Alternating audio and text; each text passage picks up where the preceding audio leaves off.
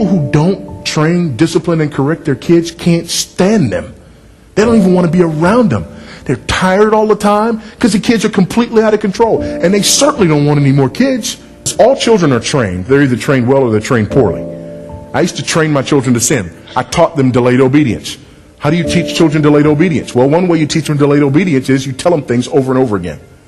See, if I'm telling my child something over and over again, then I'm telling them, you don't have to obey me when I say, you just have to obey me eventually after I say it 4 or 5 times.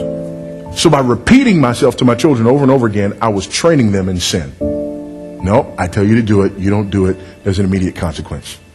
First time. Another way that I was coaching my children to be sinful is by yelling. I was a yeller. Veins popping out of my neck, using all 3 of their names.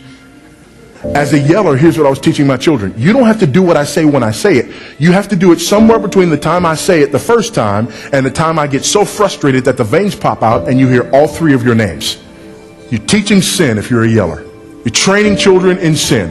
And you're teaching them that you don't mean what you say when you say it. You only mean it when you get mad enough to scream. Fathers, here's what I also learned. By being a yeller, I was not only training my children in sin, but I was undermining my wife's authority in the home. Why? Because I am big and scary and I have a big voice. And if I use my voice to intimidate my children, my wife can't. So they respect me more than they respect her. So stop yelling. And as a matter of fact, I lower my voice when I give my children instructions. I don't want them to obey me because I yell. I want them to obey me because I'm dad. You hearing this, folks? I don't want them to sit around playing going, whoa, wait a minute, did daddy just whisper something to us? All children are trained. They're trained well or they're trained poorly, but they're all trained. First few years of life, this is crucial. These are phase 1 years. First few years of life, teach our children to do what they're told, when they're told, with a respectful attitude. So when they're in their quote-unquote terrible 2s, you know, Johnny, come here.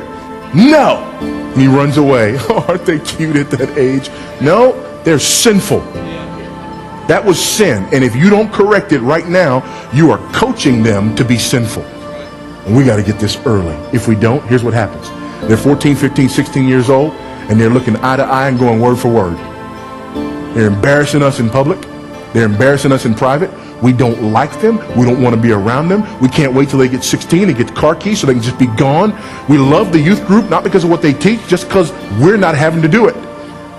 We want them away from us. Why? Because they're beasts. And we think it's because they've reached a certain age. Nope. That's because that little thing that was in them, you let grow up. How do we get rid of that? Discipline and training. Early in life. Discipline, that's the easy part. Just read Proverbs. Spank their behind. Yeah, but I just don't believe in spanking. Then you don't believe the Bible. The Bible says folly or rebellion is bound up in the heart of a child, and timeout will drive it far from them. No, folly is bound up in the heart of the child, and the rod of correction, that's the only instrument God gives us to drive out the folly and rebellion in our children.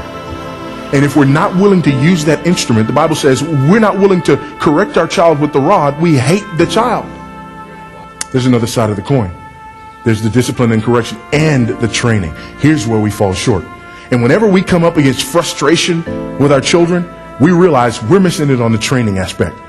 Training is coaching the children to do what we expect them to do, teaching them how to do it. Let me give you a prime example. The shy kid.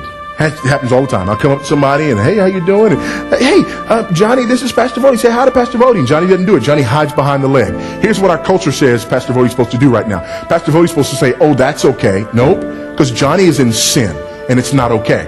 But here's what you can do to help Johnny. Train Johnny. So on Saturday, before you go to church on Sunday, you say, Johnny, tomorrow we're going to go to church.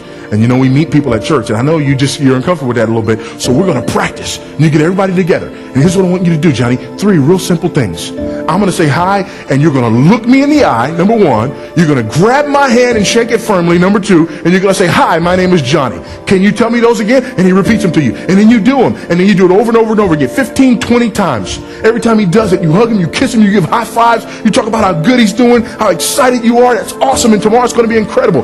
Johnny can't wait to get to church. In fact, Johnny will stand next to you when somebody approaches and he will elbow you like, let's do it, let's do it.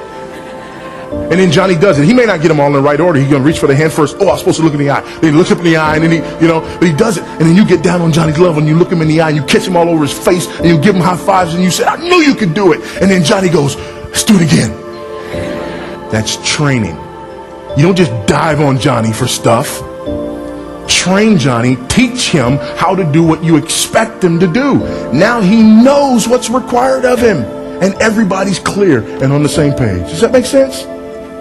That's training, folks. And by the way, the correction goes a lot better when there's training, because now Johnny doesn't do what you told him to do. He knows he's going to be corrected because he knows exactly where he missed the mark.